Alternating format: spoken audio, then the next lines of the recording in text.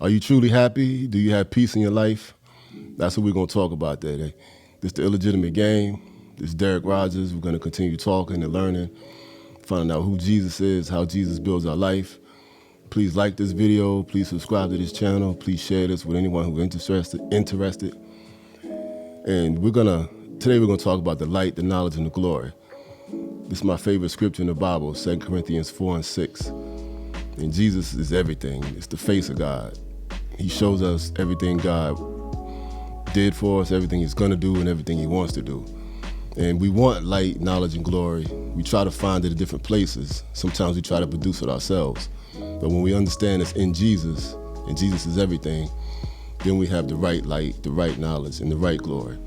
And then you will have peace in your life. And then you'll be truly happy because you'll understand what happiness really is.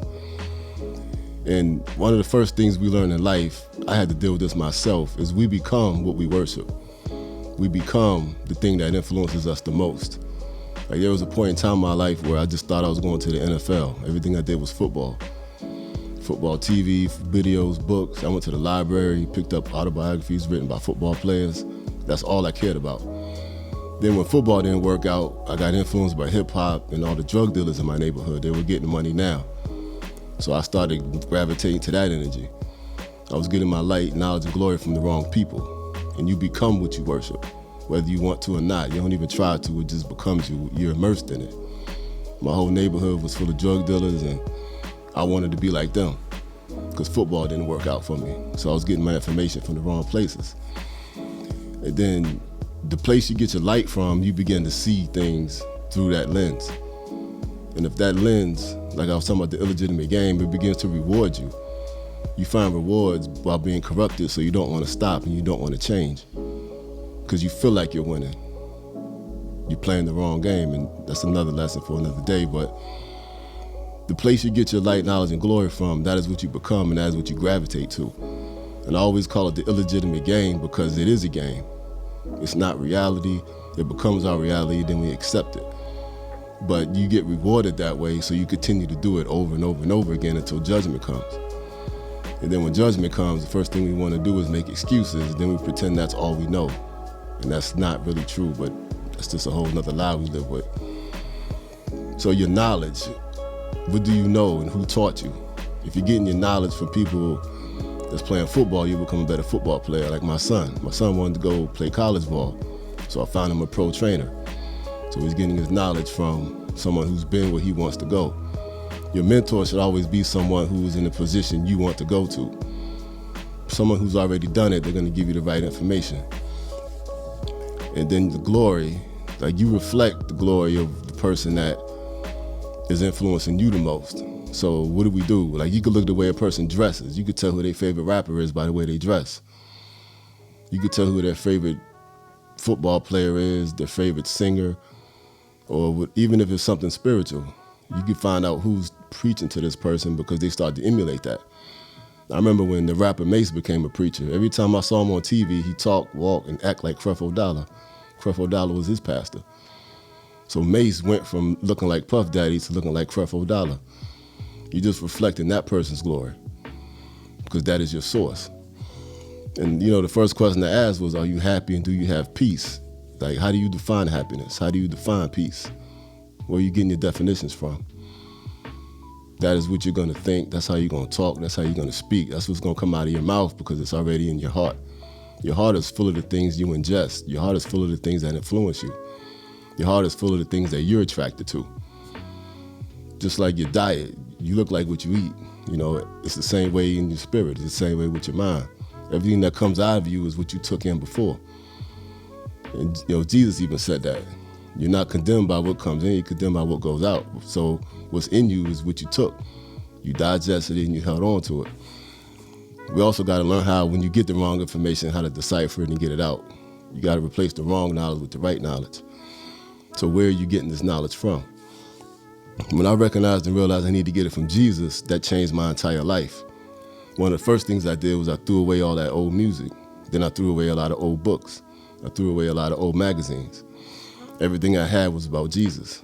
And then a year later, I had to go back and readjust my library again.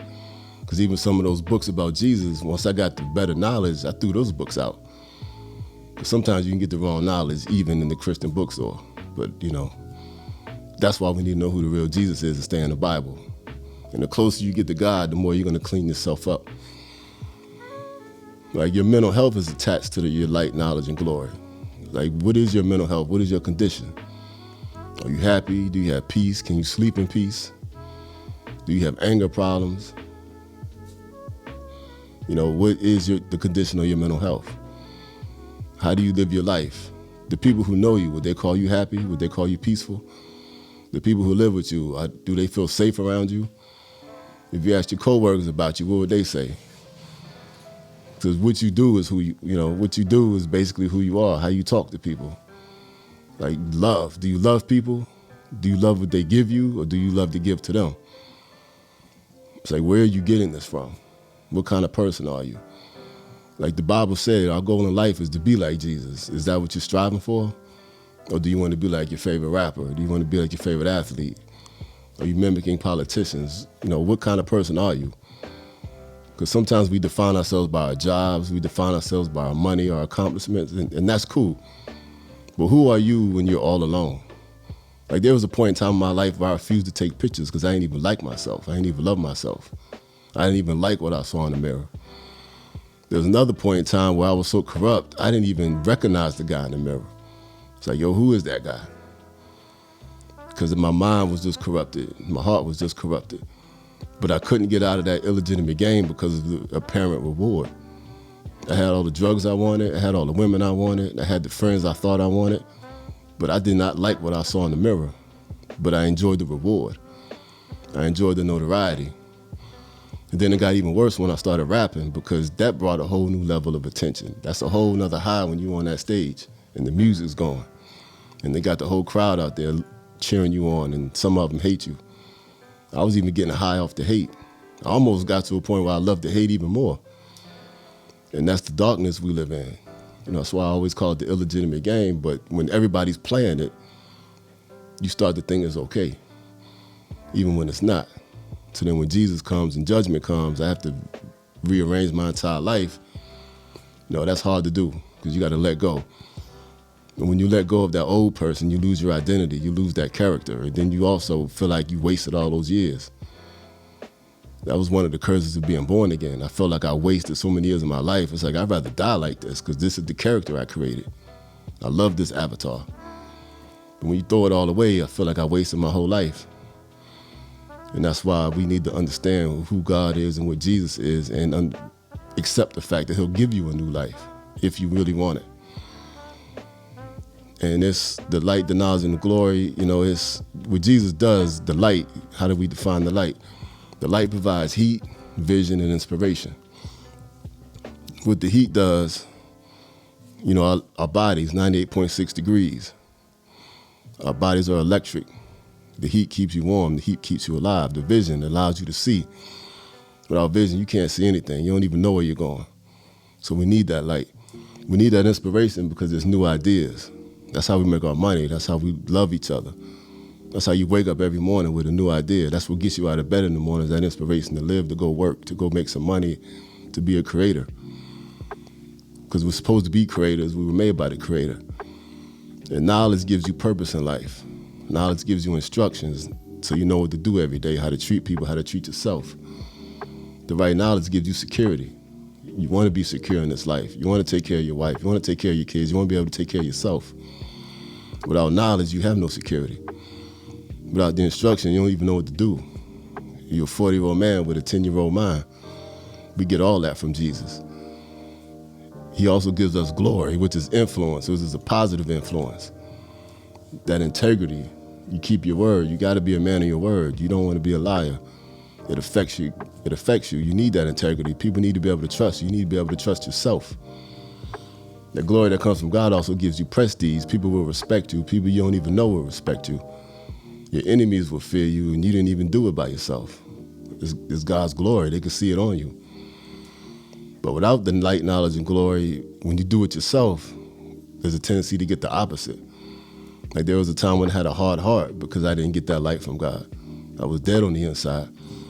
Without God's light, I was also blind, just walking in darkness until I accepted it. Like, there was a point in time in my life, my brother came to visit me in my house. I didn't even have lights in the house. I didn't even realize how dark it was.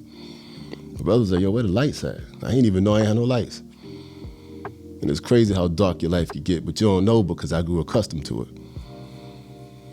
And then without God's light, you're just foolish, making dumb decisions. And I did a lot of that. But I thought I was right because there were so many people just like me. You know, it didn't make sense, the smoking, the drinking, and the wilding out we were doing, fighting everywhere. It's stupid, it's foolish. But there were so many people doing it, I grew accustomed to it. Going to jail was easy, I knew everybody in there. God's knowledge gives you that purpose, the instructions, the security, you know, and without that, it's fear, being lost, creating my own rules, playing my own game.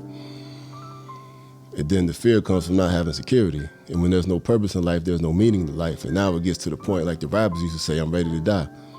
No one in their right mind is gonna say, I'm ready to die. No one in their right mind is gonna beg to die just to get out of here. You're not in your right mind because you're absent from God's knowledge. And then the glory gives you the influence, the integrity, and the prestige. The opposite of that is shame, pride, and anxiety. You're filled with anxiety because you don't have the prestige God wants you to have. You feel weak, you feel naked, you feel insecure. You begin to feel insignificant. Nobody likes me, nobody loves me, because you don't have God's glory, so now you're anxious. And we also begin to look for that validation from the wrong people, because God's missing from your life. Without the integrity, we replace that with pride and ego. And that's that false sense of strength. And we all know what that looks like. You start overcompensating. Now I need a $10,000 watch and I need a super fast car because I really don't like myself. So I'm overcompensating in other areas. But when you have God's glory, you don't need that. You can still buy it if you got the money, but you're doing it for a different reason now, because now it's a man wearing that watch and driving that car. So people actually respect you with or without it. But we always overcompensate when we're missing God. Because without the integrity, you have that pride and that ego, and now you're pretending you're somebody you're not. And then shame sets in. Without God's influence, that shame sets in. It's like, I'm nothing. Just like the anxiety, you begin to hate yourself.